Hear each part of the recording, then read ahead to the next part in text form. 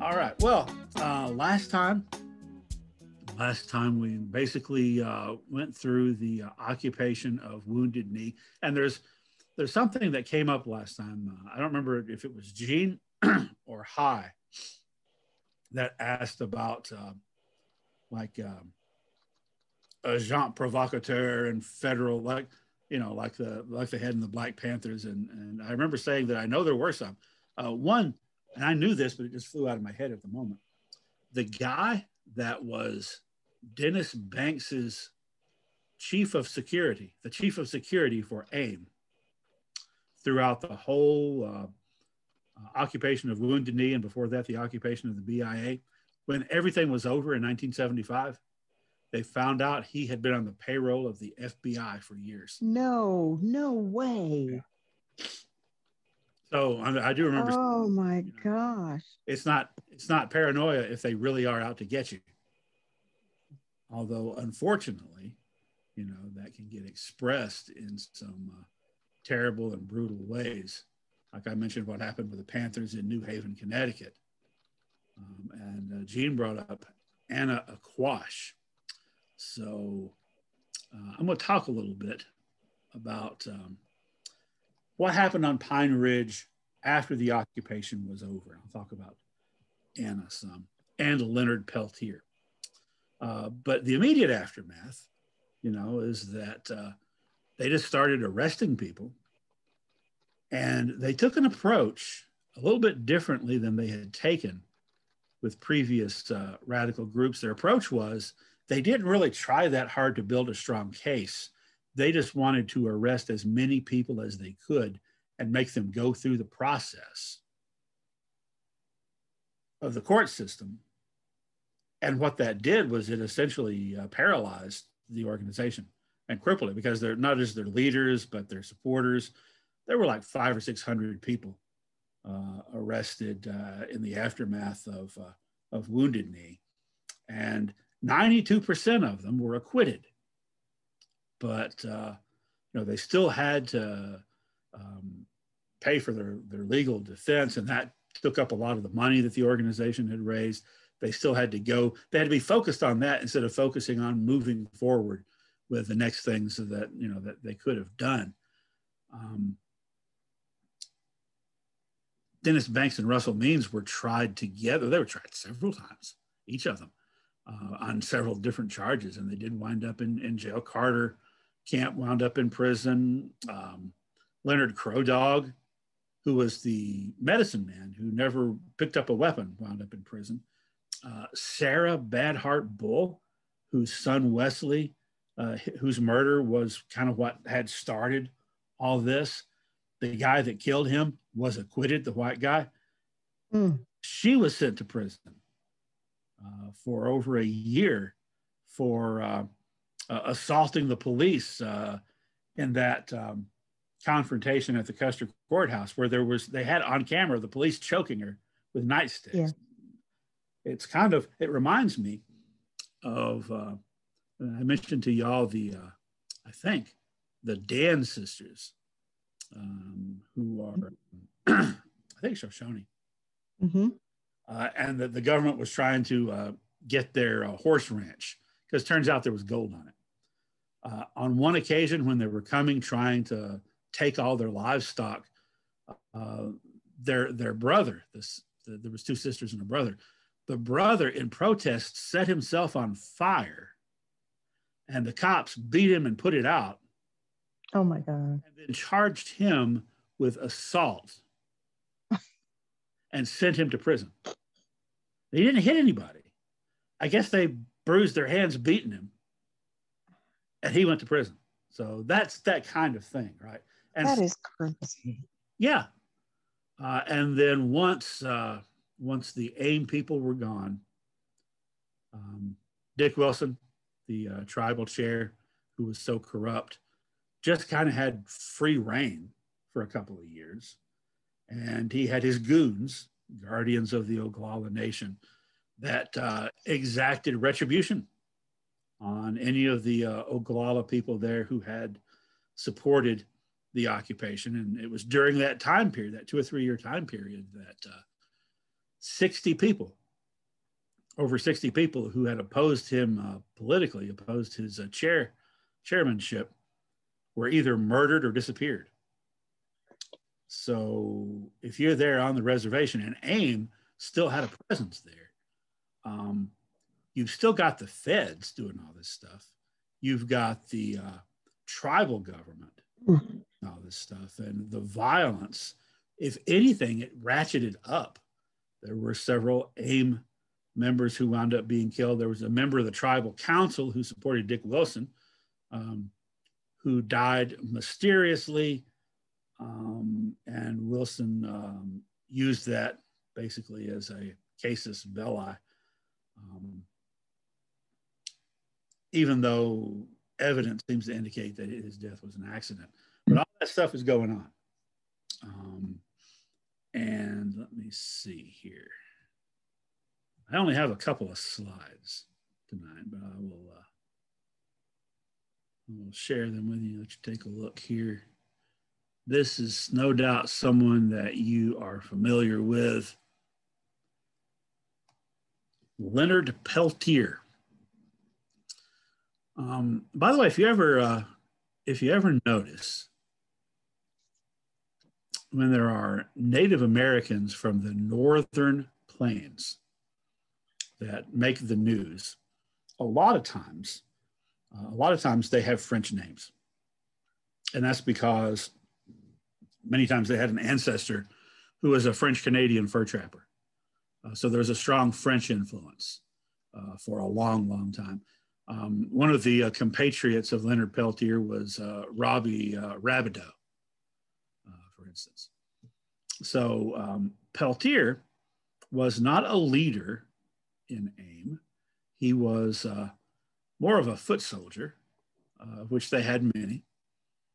And he was there at Pine Ridge after the occupation. I don't think he was there for the occupation. He was not Oglala. He was Ojibwe.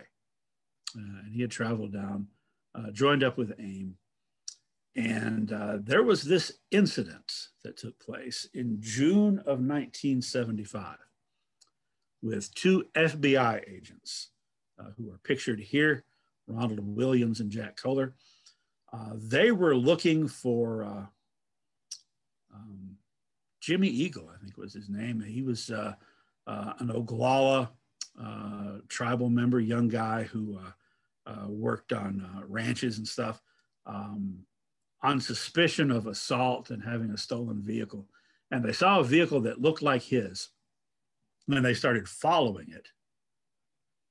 And then they radioed in and said that they were under fire from the occupants of the vehicle.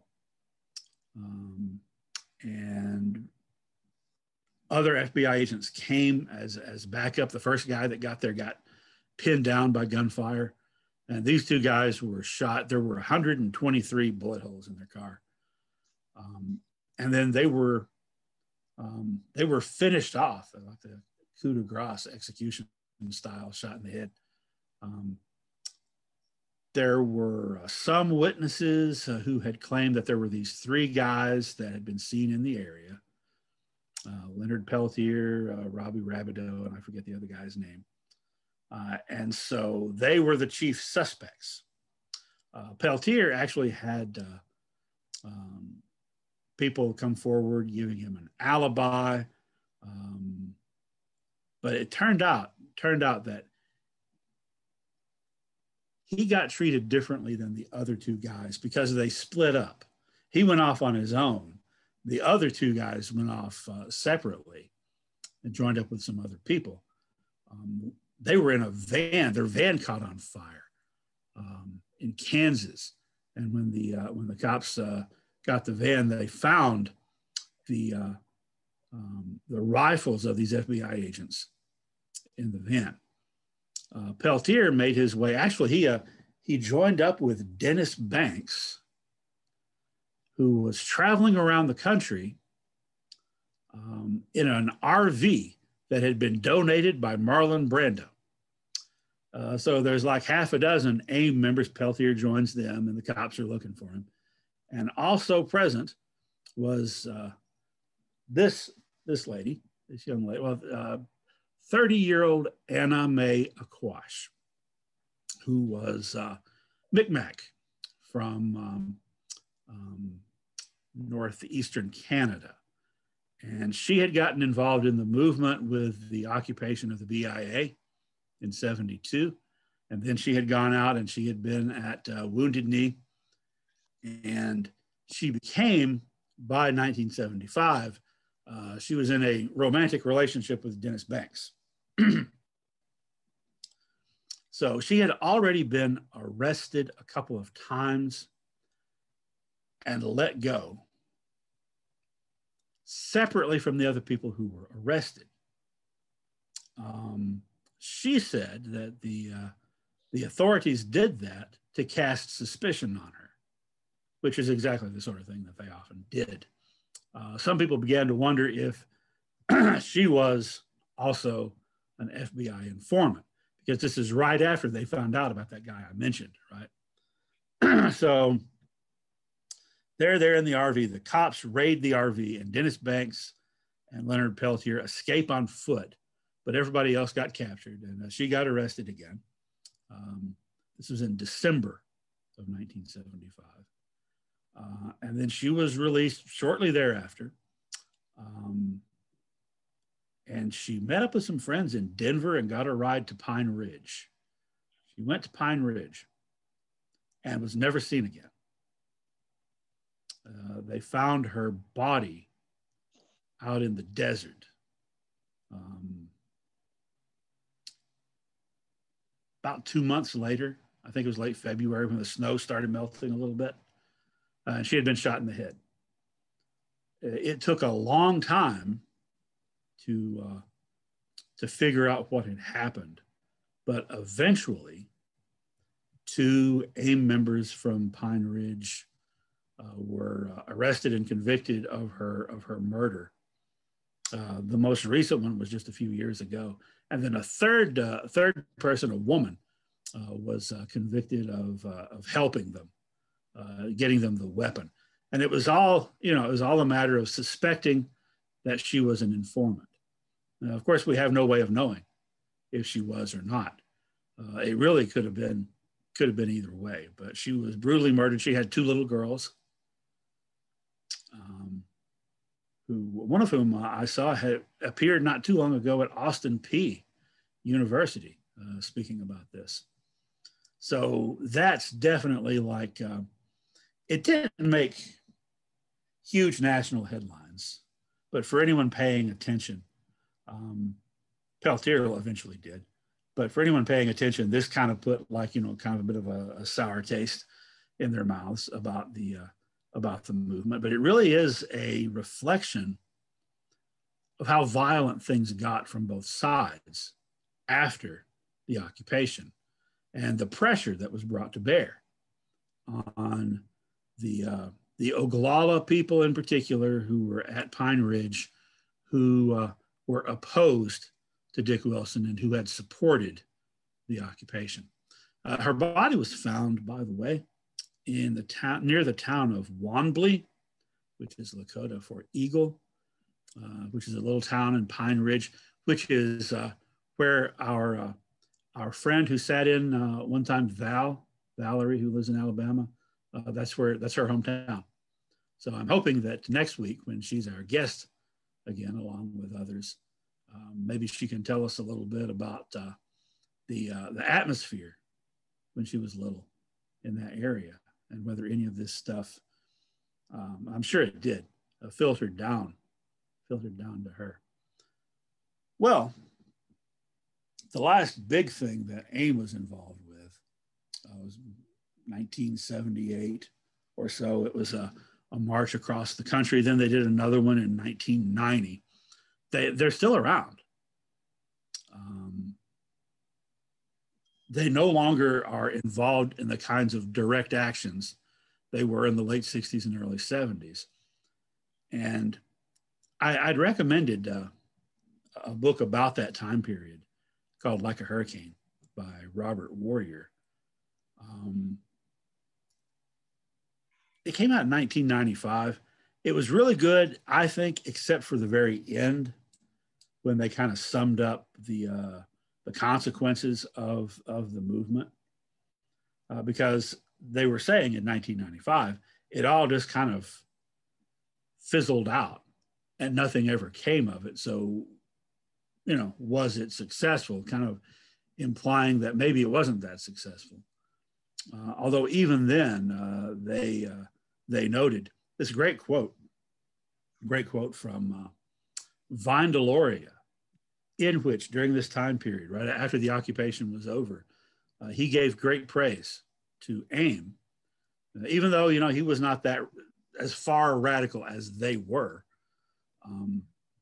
But he particularly was talking about Russell Means and how there was a conference after Means got out of prison, late 70s, a conference in which Vine Deloria and some of these other like NCAI leaders were talking about ways to lobby the government and some of the vagaries of treaty rights and sovereignty.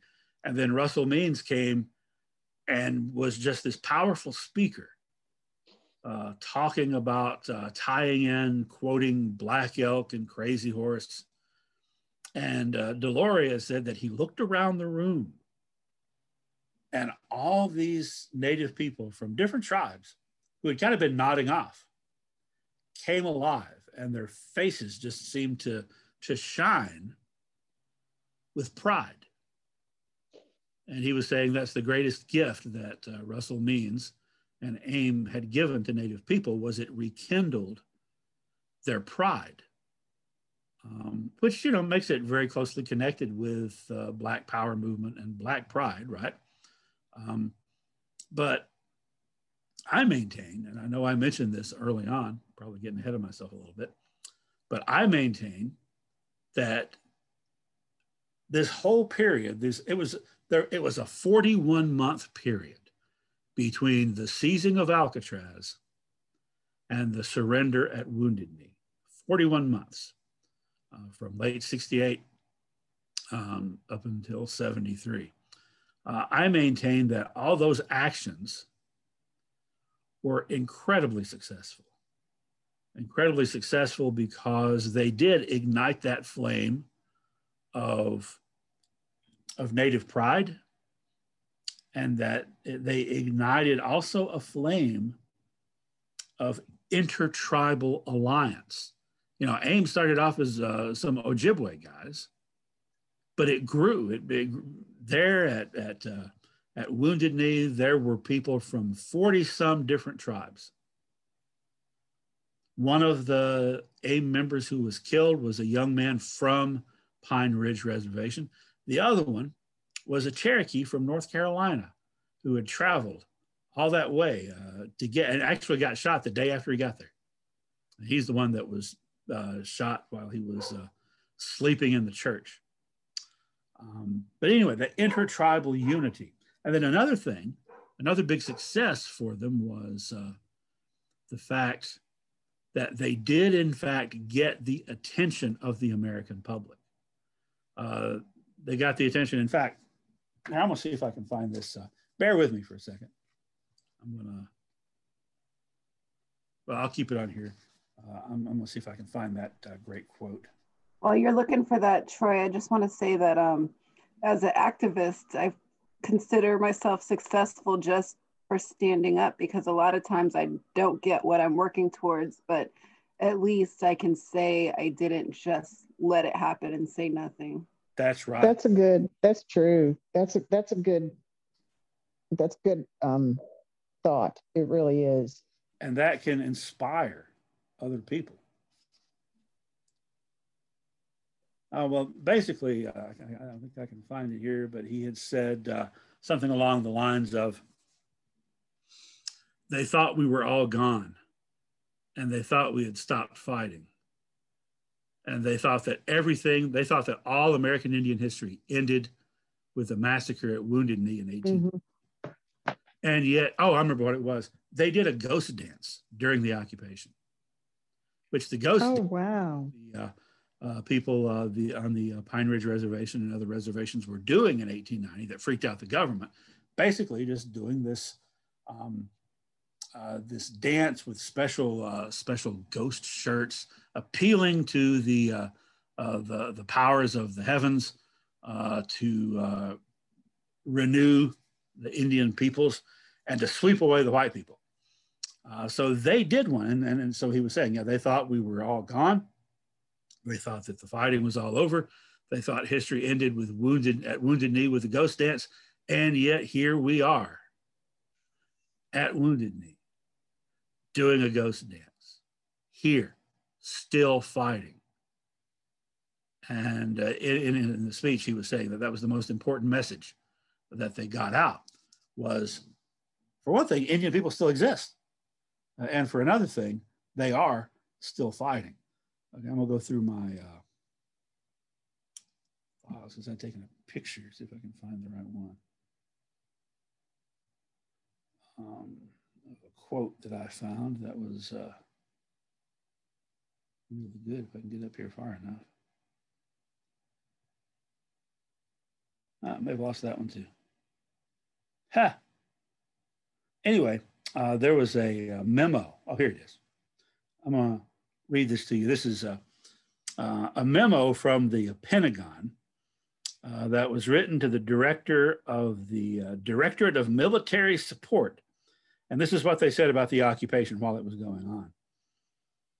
The main objective of the Indians is to draw attention to their real or imagined complaints via national media coverage to stimulate public sympathy and congressional action. The Indians do not appear intent upon inflicting bodily harm upon the legitimate residents of Wounded Knee or upon the federal law enforcement agents operating in the area, even though small arms fire has been exchanged between opposing forces. Because of its isolated geographical location, the seizure and holding of Wounded Knee poses no threat to the nation, that is the United States, to the state of South Dakota, or to the Pine Ridge Indian Reservation itself. However, it is conceded that this act is a source of irritation, if not embarrassment, to the administration in general and the Department of Justice in particular. And I wanted to read that because the government figured out what their goals really were. Their goal was not to successfully form an independent Oglala nation, which is what they claimed, because they knew they couldn't do that. It wasn't to fight off the entire US Army because they knew they couldn't do that. It was to make a stand and to inspire other people and for non-native people to get their support, and it worked. So while this is going on, there was a poll taken.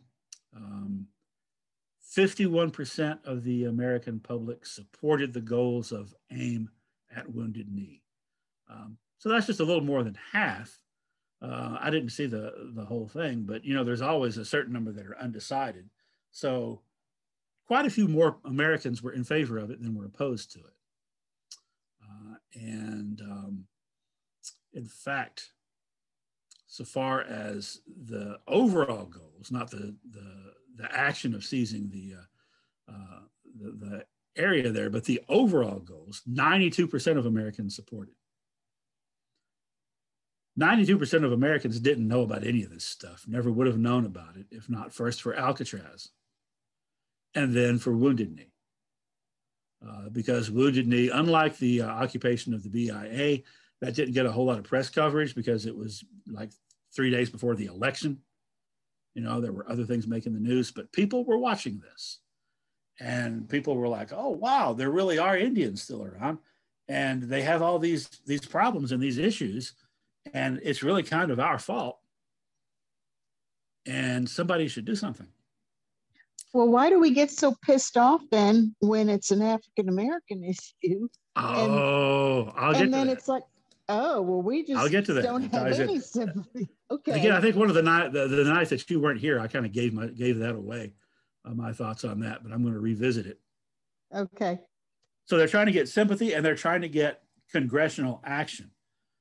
Gene could back me up here on the huge amount of congressional action on behalf of Native Americans that happened starting in the mid-1970s through the late 1970s.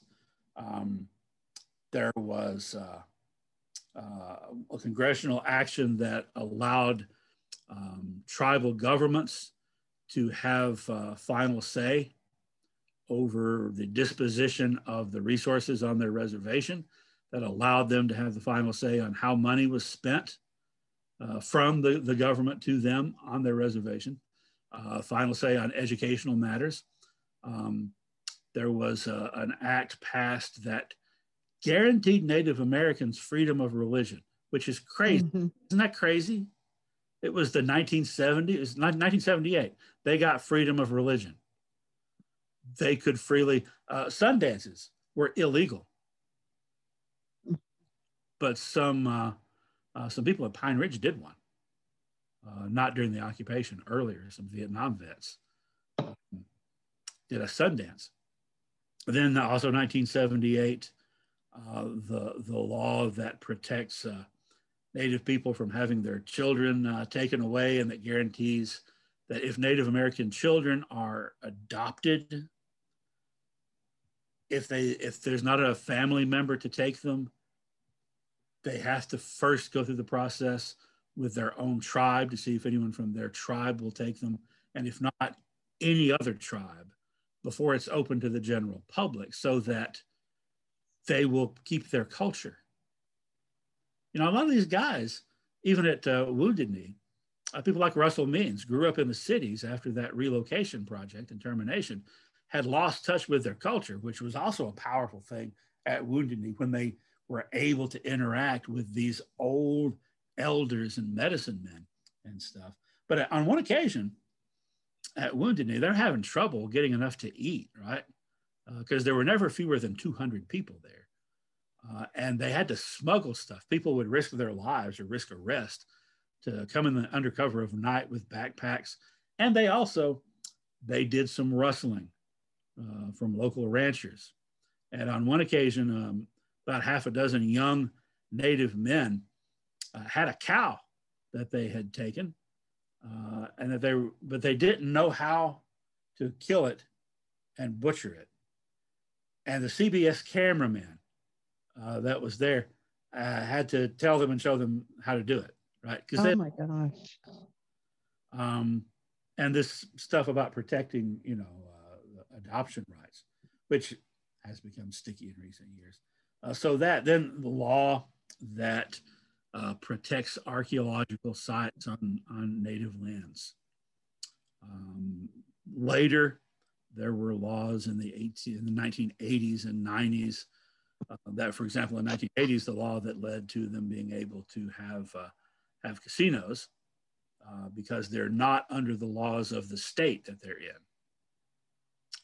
And then there were the Ling Cemetery Association case, in which it was established that if a tribe has sacred sites that are in their traditional territory, but not within the boundaries of their official reservation, those are still protected. All that stuff was the 1970s and into the 80s. And it was, I believe, a direct, not an indirect result even, a direct result of these actions, that even though Native Americans are somewhere between 1% and 2% of the total population of the country, and are therefore not a powerful voting bloc, except in states where there are a lot of them, like the Dakotas or Oklahoma, they were able to get the support of a lot of average Americans who then made their desires known to their representatives. So Congress, talked about this before, that Congress has, the Supreme Court decided a long time ago, plenary power, absolute power to do whatever they want with Indians, which is why they've done, they've swung back and forth, right? Every time that the Indians, it seemed, would get some of their rights back, there'd be another administration that would take it the other way. That hasn't happened as much since the Red Power movement because people are watching. There was an incident in South Dakota a few years ago where it turned out that the governor was supporting this policy that tried to do an end around on that adoption process. And, he was deluged with letters from his constituents, and he backed off on that. Now, how is that different? Why is that different from what happens with African-American issues? Well, it kind of is and it kind of isn't, because again, there's that proximity in space and time. People today who live in towns near reservations often have very negative, stereotypical, even aggressive views toward Indians. Whereas, people who aren't tend to be more open-minded. That's why I think that the whole thing in North Dakota with the Standing Rock thing, they got the support of all these sheriff's departments from all around the state because they had some very anti-Indian views that maybe people didn't have as much. So it's not always the way that I just painted it, but I think I'm on our first meeting when I was describing Red Power and the Red Power movement and how they used the same or very similar strategies and tactics to the Black Power movement, but for different goals, right? Not a goal. Well, I guess they were kind of similar to Black nationalists, when you think about it, because they were nationalists, right? They were trying to protect their national sovereignty of their tribes. But why is it that now Russell Means and Dennis Banks are regarded as great American heroes? Around the time of the anniversary of each of their deaths, because they both passed away in recent years, on Facebook, I see all these tributes to them. And in part, that's because I have a lot of Native friends and I have a lot of progressive friends, but I also have a lot of people, in my Facebook feed, friends and relatives that are conservative, but they're just as likely to sort of lift up AIM. And a lot of times they're even likely to make comparisons and try to tie them into being like, the Tea Party Trump supporting people, which is a big stretch. But still, there is that feeling that this was a noble thing that was done and that these guys are heroes. But you don't see the Black Panthers talked about like that. You don't see the even though the Black Panthers were, they had the breakfast for kids. They had the medical clinics. They had the ideology that was not, it was anti-racism. It was anti-white supremacy. It was not anti-white people. But COINTELPRO did such a great job with destroying their reputation that still lingers on. But it's not just the success of COINTELPRO, because they were working on these guys too. I think that it goes back, and I know that I'm repeating myself to some of you who've heard me give this spiel before. But I believe it goes back to the definition of what American means. As that developed, and I could write a whole dissertation about this, and in fact I did, how this developed in the colonial era, with trying to figure out what makes those colonists different from regular English people, right? they started to develop a sense of uniqueness. And how did they do that? They did it. There's a big body of work going back to the 1960s on this. They did it by defining themselves against an other. And they had two others in the colonial period to work with. They had African Americans, slaves, and free blacks, and they had American Indians, who in the early part of the colonial period also were frequently slaves. So it is translated differently, okay, because it's sort of like, I have a little chart that I made to demonstrate this very simplistic thing. But to triangulate where the American identity, that is to say the power identity is, you triangulate it between those other 2 points. And the black point is immutable. It never moves. Oh, the one drop rule. There's always the anti-blackness. If you're familiar with the work of James Baldwin and W.E.B. Du Bois on these points, they talked about how immigrants who came over weren't considered American or even considered white until they learned to hate black people. That was the lesson they had to learn to get a ticket to the party, right? And so that has remained constant. And the view of Indians has, on the other hand, been kind of malleable depending on circumstance, the thing I said about proximity in space and time, right? So they're either horrible, evil, savages, or dirty, no good beggars if they're immediately right there and you were therefore competing with them for resources in any way.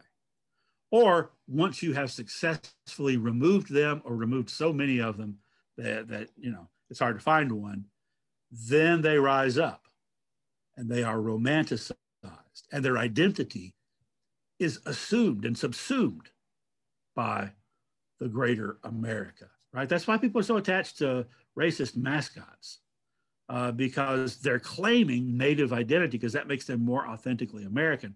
But first they have to get rid of those first Americans, right? They have to be vanished. And when they don't vanish and they don't cooperate and they show up, whether it's operating a casino or occupying a federal building, that disrupts the narrative. And the reason I think that there are those two narratives is if you have someone that you are competing with, that you are contending against for their land, once you successfully take their land, you can retroactively elevate them and talk about what wonderful, noble people they were. Mm-hmm.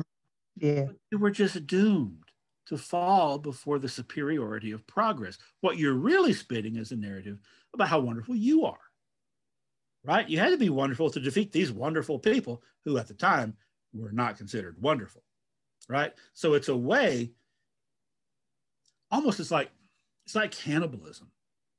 So depending on how familiar you are with non-Hannibal cannibals, but cultures that practice ritual cannibalism, it's not because people are tasty. It is ritual.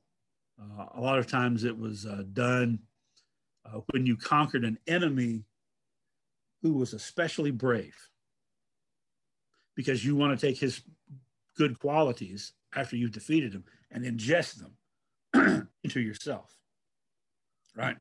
So there's that element. But on the other hand, if you've got a group of people that you stole away from their homeland to physically abuse purely so that you could get free labor, there's no way to spin that unless those people are so debased, so debased that you were doing them a favor, right? Because they're so inferior. And they always have to be kept in that position for society then that's built on that to work. Because if they're ever elevated, it's the opposite. People always have a Cherokee grandmother here in the South. No one talks about their African grandfather, which is probably more likely, right? They don't want to ingest that. They want to themselves from anything to do with it. Did we wind up talking about Melungeons a little bit last time? Was that in here? Yeah, so it's that same idea, right? We now know that the Melungeons in East Tennessee are the descendants of interracial marriages between white women and black men in colonial, probably Virginia. Well, there's all kinds of people in the South that love to talk about Melungeons and be descended from them. And they had all these fanciful theories about Spanish shipwrecks and stuff. But now that the proof is out there that it's actually, African ancestry, sub-Saharan African ancestry, a lot of those people aren't buying into that at all. Same people that would believe they're related to a Cherokee princess because they read something that was written in a novel 100 years ago or something. So it's this kind of push and pull. So in my opinion, what happened in the 70s with the Black Power movement and the Red Power movement demonstrates exactly what I was saying. Because their approaches were so similar, and yet the way they were viewed at the time, 51% of people supported them, but a lot of people, hated those Indians making a bunch of trouble. Not a majority of people, but a lot. But as time has gone on, not many people admit that they felt that way, right? But people still talk bad about the Black Panthers. It's because once the Indians, once the whole thing is over, now you can say, oh, I supported them, they're noble. I had a student, I know I've told this story before, but I had a student when I was teaching one of my classes in American Indian Studies, and I was talking about this. I was talking about, I asked the question, why are the members of AIM remembered so differently from the Black Panthers? And I had this young white woman student who said, and this is after we had studied all this. She said, yeah, but they didn't take guns and threaten people like the Black Panthers did. Yes, they did. We just watched the video. I'll tell you, I'm kind of maybe wandering afield a little bit here, but I'll tell you something else that it reminds me of. When Nelson Mandela died a few years ago. Now, I was born in 1968, graduated high school in 1986.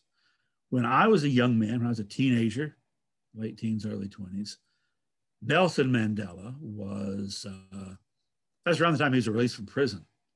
And he was regarded as an international hero, right? He died, when was it? Like 8 years ago, whenever it was. I was absolutely amazed to see what some conservative people were saying on social media. They kept harping on the fact that when he was young in South Africa, he was part of a radical movement that physically opposed the colonial forces. And so that makes him a terrorist. And so they still said he's a terrorist. Good riddance to him. Mind you, these are some of the same people that said good riddance when Andy Griffith died because he made a commercial for Obama. But that seems so incongruous to me because for decades, Nelson Mandela has been held justifiably, as he should be, right, as this standard to strive toward being. But they're upset because he was part of a group that took up arms to overthrow the colonial power that was suppressing them. And my immediate response is, have you heard of George Washington? How's that different?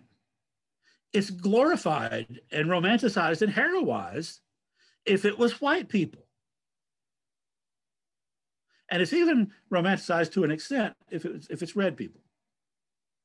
But if it's Black people, then it's a mark that can't be erased. A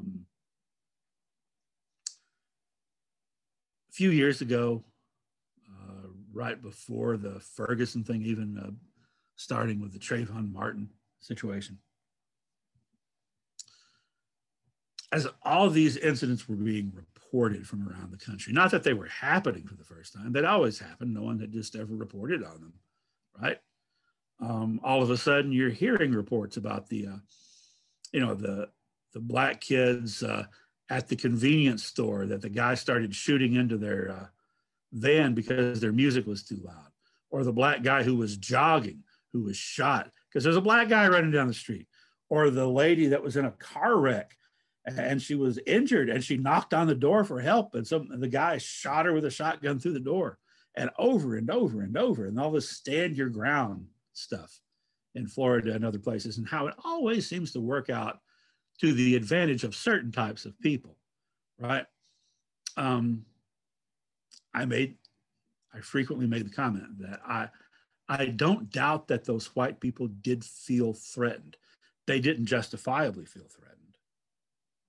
But why did they feel threatened? And people don't think about that, because it's the legacy of slavery. Generation after generation, if you keep going back, you know, there was a point when in the South in particular, there were large numbers of black people. And if they were armed or just gathered together or just out on the street at night, they were a threat to the safety of the owner class. And so they had to be dealt with harshly and brutally. And this came home to me. Actually, it didn't come home at the time. It wasn't until years after this incident that I really thought about it and understood it. When my daughter was about 4, maybe, she was crying. Her mom was going to go to some store and she wanted to go, but her mom wanted to get the heck away from her. So she was crying, and my aunt happened to be there. My beloved aunt, who helped raise me. And by the way, my mom's sister, my mom's family grew up in the poor black neighborhood of Sparta. So growing up, most of the people she knew were black. And so that's why this shocked me so much. My aunt was trying to help out, quieten the kid down. And she said, "Oh, you don't want to go over yonder?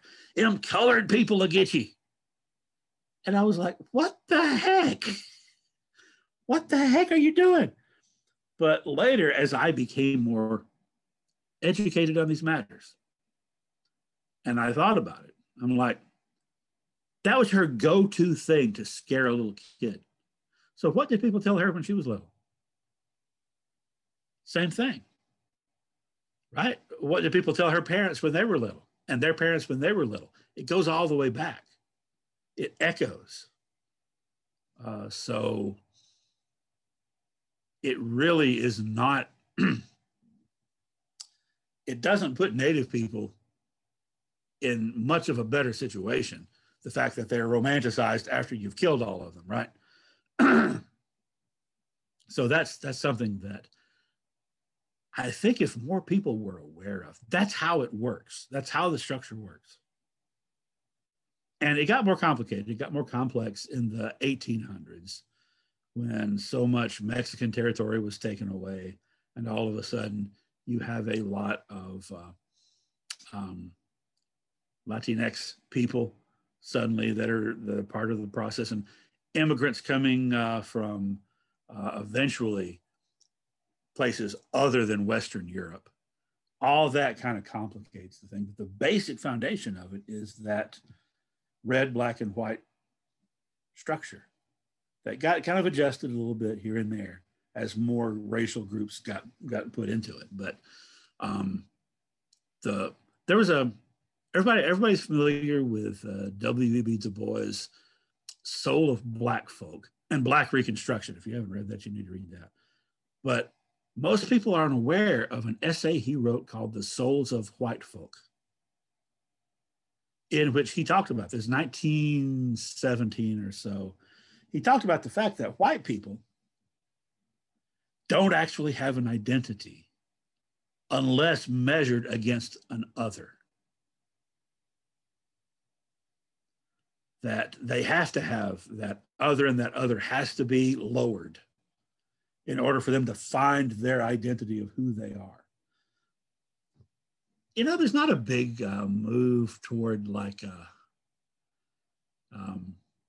Franco-American or Germanic American, Teuton American, whatever. It's just European or white, right? it's like it's a cipher. James Baldwin wrote, he wrote an essay, and there's a book of his collection of his nonfiction that is named after this essay. It's called The Price of the Ticket. And he makes very similar arguments to what Du Bois was saying 50 years earlier. This is the 1980s, much earlier, and goes into more detail. And he started saying those things as early as the 1960s. In fact, a great quote. He was at a speaking engagement in the 1960s, and a young white student said to him as he was leaving the stage, do you have any suggestions as to what we can do about the Negro problem? And he said, there's not a Negro problem. There's a white people problem. Because if you didn't think you're white, I wouldn't be a Negro. That's what it all comes down to.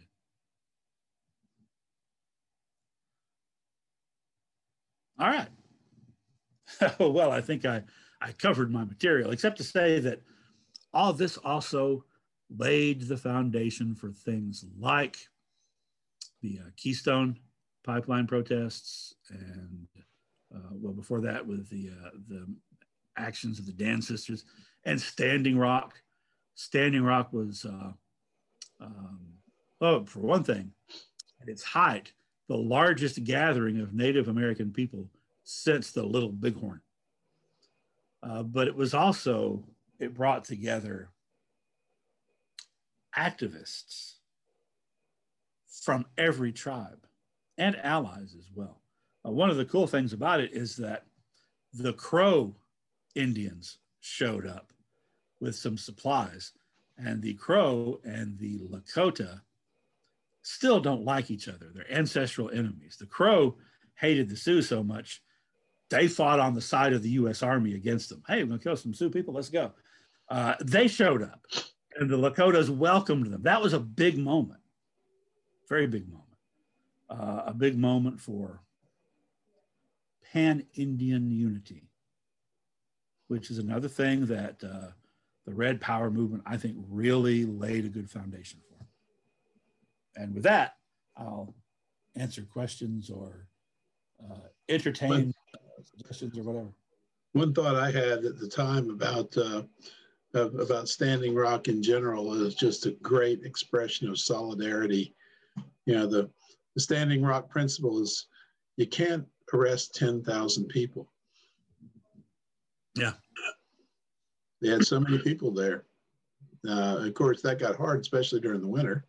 Yeah. But you know, it got hard to keep everybody going and keep fuel and water and everything supplied. But you know, the cops had a hard time dealing with all that. Yeah. I was surprised at just how aggressive they got with cameras rolling. Mm. And that tells me they knew they could get away with it. Mm-hmm. Didn't they really kind of tie the courts up and everything with so many arrests there as well? Yeah. Because most of them were, you know, most of them were dropped.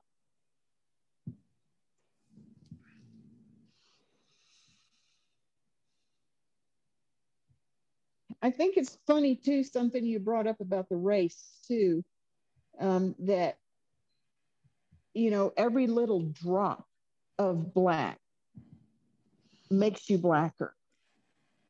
But every little drop of white in an Indian makes them whiter to where they're no longer Indian. And that's part of that erasure. That's part of the genocide. That's part of the getting rid of that. Okay, you reach a certain percentage and, oh, you're no longer an Indian now. Yeah. But you can't do that with African. But you can do that with Italians were able to do that. Irish were eventually able to do that. Mm-hmm. People were able to do that in the United States. Hispanic people You know, like the guy that shot Trayvon Martin. This isn't a Yeah. race thing, people would say. Yeah. He might have been of Hispanic origin, but he was thoroughly culturally whitened. Right. And so, yeah, they can raise up, which is kind of what Baldwin and Du Bois were talking. Also, David Roediger. Any of you guys familiar with David Roediger? The name sounds familiar. Who is he? Oh, you would all love David Roediger. He's one of the founders of whiteness studies, which is basically critical race theory taken in a cultural direction, maybe a step further, basically talking about white supremacy and the white supremacist structure and how it's built in opposition to others. He's a labor historian, which is why I think you'd all like him. He's written several good books. He also was on my dissertation committee, and I was his TA for a while. So, but I'm prejudiced. That's one of the reasons I wanted to go to Illinois, was to work with him. He wrote a book called The Wages of Whiteness, and Working Toward Whiteness, which is about the immigrants in the late early 1900s. Actually, I thought I may have mentioned the book I hopefully have coming out, because I sent them the last revisions about comic books. But I took the critical lens of whiteness studies and applied it to looking at these comic book creators and characters. And one of the things that I hit on, and I'm not the first person to hit on this, but the vast majority of comic book writers and artists in the 1930s and 40s, when that industry started, probably 90% of them were not only Jewish from Central and Eastern European descent, but specifically they were the children of Jewish immigrants from Central and Eastern Europe. You know, you've got Stan Lee. His parents were Romanian Jews. His real name was Lieber. You've got Joe Simon and Jack Kirby, whose real name was, I think, Koenig, who created Captain America. You've got Jerry Siegel and Joe Shuster, who created Superman. Bob Kane, that created Batman, his real name was Bob Kahn, Kahn. So many of them were of that particular background and grew up in New York City. Siegel and Schuster grew up in Cleveland, but their parents had been in New York City. I think that if you think about the story of Superman, okay, so he's the last survivor of this other race that was destroyed. Everybody was destroyed, but as a little baby, his mother saved him by putting him in this vessel and sending him out into the ether. And he was found and adopted and grew up with a different name and a different culture. What does that sound like? Moses. Yeah. And his real name is Kal-El. Well, he's an immigrant.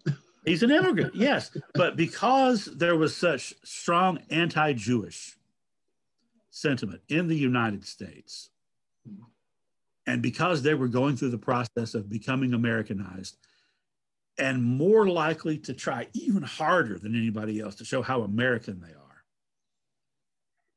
any minority characters that they worked on in the 30s and 40s were horrible caricatures and stereotypes, because that was fairly common, but it was also because, this was all created for the white gaze. And it was also the efforts of the creators to be accepted as white, as regular Americans. This stuff runs deep. It runs very deep in a lot of things that we probably wouldn't think of. In Malcolm X's autobiography, he talks about all the different currently despised ethnic groups that occupied Harlem over the years. You know, I believe it was the Jews before the black people moved in, and then maybe the Irish before that, Yeah, and so on. Did any of you guys see the most recent season of Fargo? How far in? What happened at the end of this season, of the season you're talking about? I'm trying to think of what I saw. It's the one with Chris Rock. Yeah. Oh, I can't tell you what happened at the end. Somebody might want to watch it. Well, I'll maybe tell not you what privately. happened at the end, but yeah, not what happened at the end, maybe. But so essentially, this is, even though it's called Fargo, it's set in Kansas City, because previous seasons, the people of Fargo were having to deal with these gangsters from Kansas City. So this is the story of the gangster family, right? And it opens in the 1890s. And then the Irish come in. And so there's war between the Jews and the Irish. And the Irish eventually prevail. And then the Italians come in.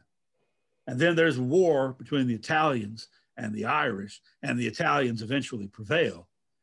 And then the black crime syndicates start to rise in the 1940s. So now it's the Italians and the African Americans contending with one another.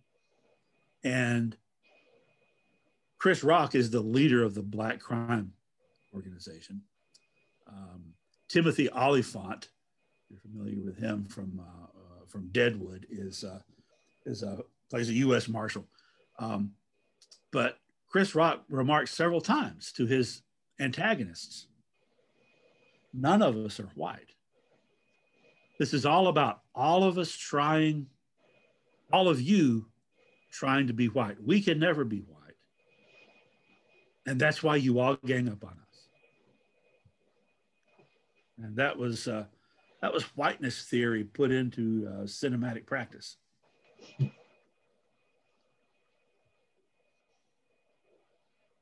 I highly recommend it, by the way. It was very well done.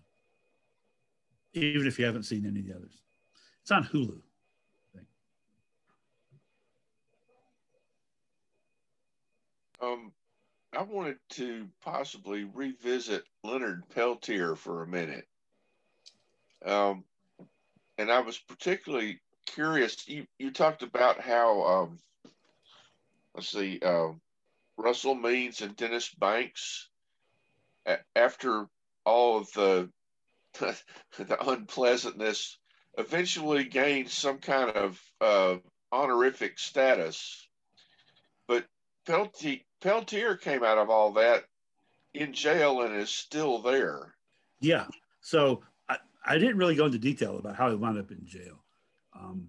I said that the other two guys went off separately. And so they got tried first. And they were found innocent by reason of self-defense. And then he was caught up in Canada and extradited, tried separately.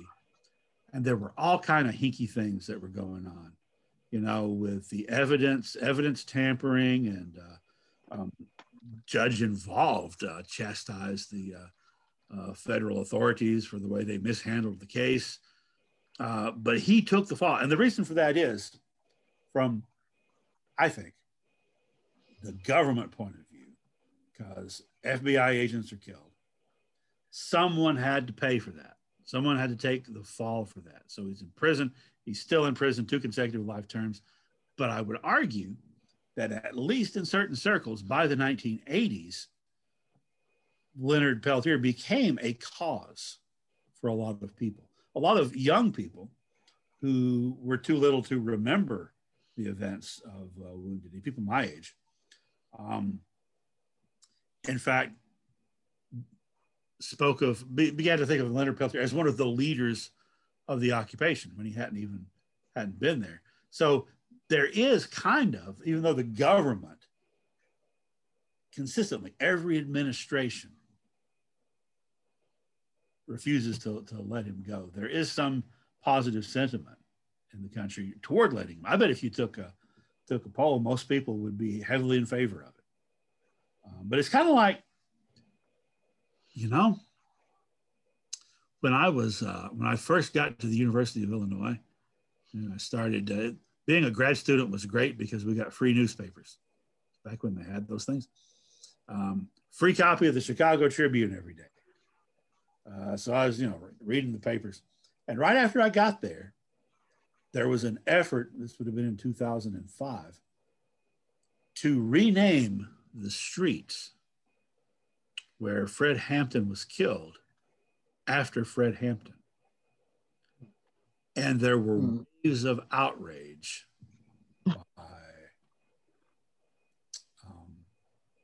by the police and people who were supportive of or related to policemen. That was a slap in the face of the police and it never got done. So there's probably an element of that, but it kind of mystifies me. I mean, he's been in prison for 45 years. It's a long time. Advanced diabetes, and he's almost 80 years old, and he's got all these issues. There is a really health reason why they let him out. On Amazon Prime, there is a good documentary on him called Incident at Oglala. Yeah, that's a good one. And it's a pretty good film. But I went a couple of years ago, Bill and I took a trip and we did go through the Badlands and we went to the museum. Crazy Horse, the museum there. And it's a nice museum. It's all past. Every museum you go to dealing with natives, it's all in the past. You never see anything distant. Yeah, and it's like, it's like, and even all the folks that are working there are native, and but there was one piece of art there. It was a real small piece done with matchsticks, and it was done by Leonard Peltier.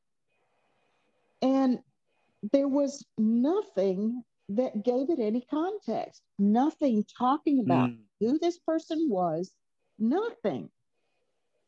And I said something to the staff, and I don't think they knew that much.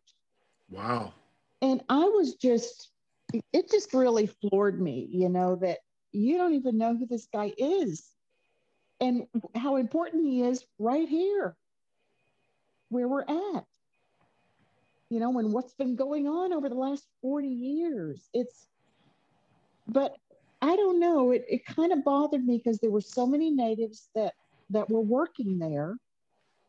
Everything was in the past. And it's almost like I felt like it was still colonized. Yeah. And I don't know. That was just that left a really bad taste in my mouth.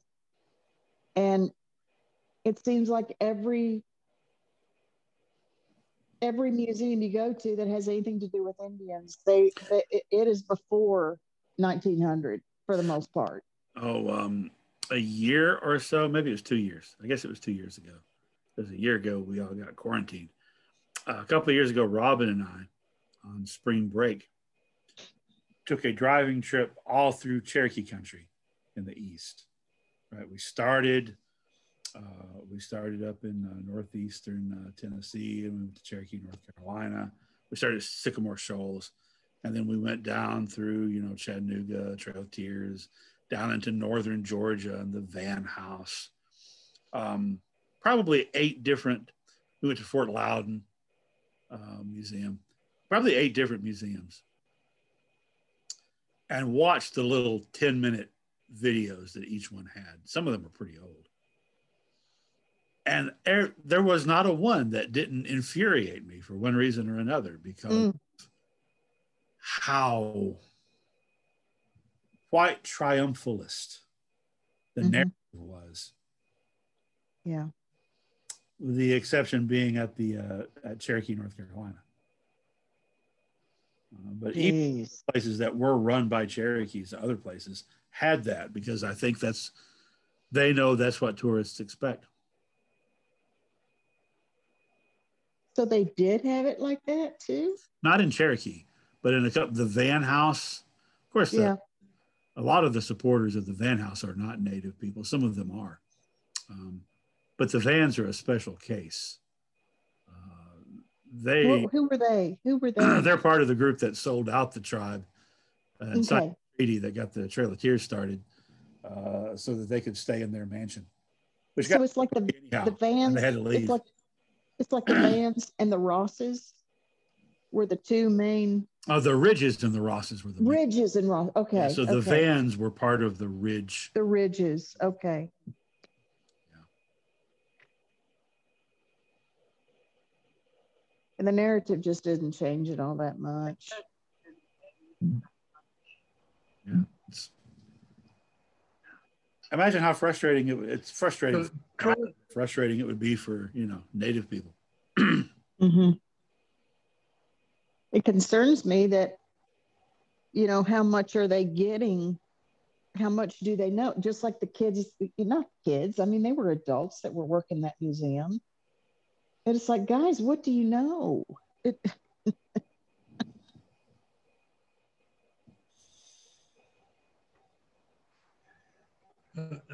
Troy, do you have time to talk about something a little more current? Yeah. I have trouble understanding that. I don't know the name of the tribe. I think they're in Arizona or New Mexico or something there, where they found copper on their reservation or on their land, and now they have seized it, or they're trying to seize it or whatever, and the tribe trying to stop them because it's their ancient burial ground or something like that. Are you familiar with what I'm talking about? Is that the Apaches? Is it Oak Flats? Yeah, maybe I'm gonna look it up. Yeah, I think. Yeah, Look. the sad part is, you can say something like that, and there's like a dozen different things it could be. That's the sad part. That's a common on the one thing. hand, I don't understand it. That on the one hand, I look at it as like it's an imperialist grab. But on the other hand, I feel like are the Native Americans, are they, just holding up this for their ancient burial grounds? If they have the right to do that, it's their tribal land. But on the other hand, they could mine that copper and if they wanted to do that too, but that's not going to do the imperialists any good. But so where's all that? We have a history of just destroying treaties whenever we want to do that. Mm-hmm. But what do the Native Americans feel about that? I mean, do they just feel like this is our ancient burial grounds and it can't be touched? Or I'll give you a really good example. The Black Hills in the Dakotas is sacred to all the different Sioux tribes and the Cheyenne and the Arapaho. There was a treaty, the Treaty of 1868, which, by the way, Russell Means and Dennis Banks read to the government officials to try to get them to honor that specific treaty. But in that treaty, at the end of Red Cloud's War, they were guaranteed by the U.S. government that the Black Hills were theirs forever. Then in 1876, George Custer took an expedition up there and found gold and told everybody. And all of a sudden, there's this gold miners pouring in. And the U.S. government, under the Grant administration, you can't stop people that want gold. The only way to stop them is to hang a few of them. And there's absolutely no way the U.S. government would do that in an election year, which is what it was. So that's what led to the war with Crazy Horse and Sitting Bull. That's what led to that war. And when the war was over, the Black Hills were taken. And where did that take place? I'm sorry. That was the Black Hills in South Dakota. Okay, because I stopped at a gas station on a road trip, and it was, I think, the location of Custer's last stand, and me and my sister always talk about it as the most racist gas station we've ever been to, because they were actually playing sound when you pull up to get gas over the speakers at the gas pumps about how when Europeans arrived, there were no people there. At least not people who were using the land like it was supposed to be used. And it was oh my God. was disgusting. Classic racism. Yeah, and it was in South Dakota. But to finish the story and tie it in, that war was fought, the Black Hills were taken away.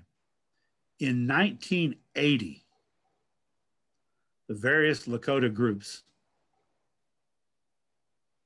finally got a hearing at the Supreme Court, and the Supreme Court ruled it was a violation of the Treaty of 1868 for the federal government to have taken away the Black Hills.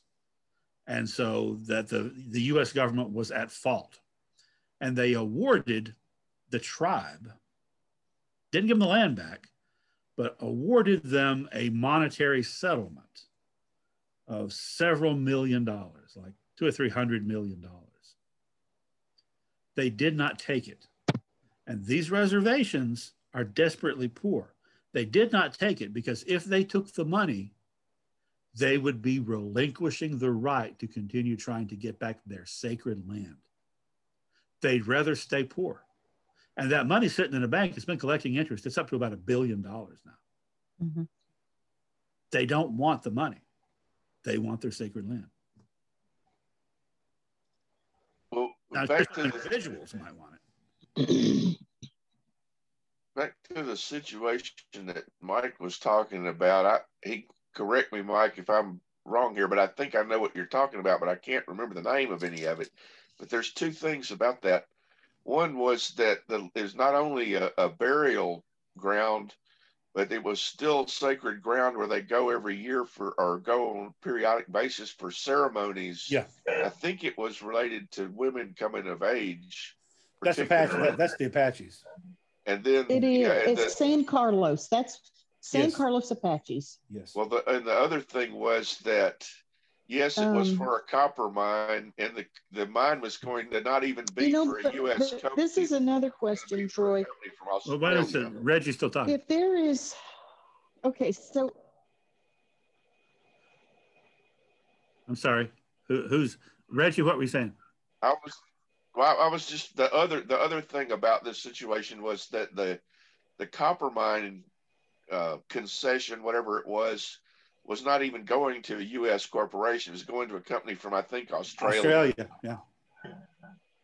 Resolution Copper. Oh, really? I didn't know that. Now, was the copper that they're wanting to mine, is it actually on the reservation, or is it in like treaty type land or something? Yeah, I'm pretty sure that it is on not within the boundaries of the reservation, but on their traditional land, not far away from. Okay. If it's on the Supreme Court, in the right, ruled that still counts, and even cases about like hunting and fishing and stuff. Native people have the right to hunt and fish in their traditional area. Even if it's not within the boundaries of the reservation.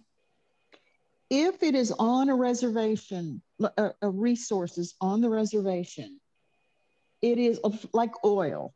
It is still the government that makes the contracts and leases that out, but then the money is for the tribe, but the government controls the spending of it. Is that correct? That's how it used to be, but since the 1970s, the government has more. I mean, the tribal governments have more leeway to decide how the money gets spent, and so the BIA still through the BIA, there's still a lot of because, right? There's still technically wards of the state. That's it. So the ward is determining what's best and how best to spend the money. The guardians. But do the tribes actually, they can't actually veto and say, no, we do not. I think they can if it's on their reservation. If it's on the reservation only. Okay. But if it's one of these situations where it's a sacred site or a traditional hunting site, right on the reservation, but not within the boundaries the government laid out, that becomes more of an issue. Kind of like with Standing Rock, right? Yeah.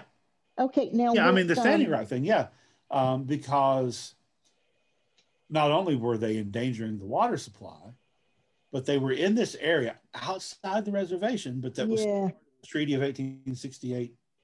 Right.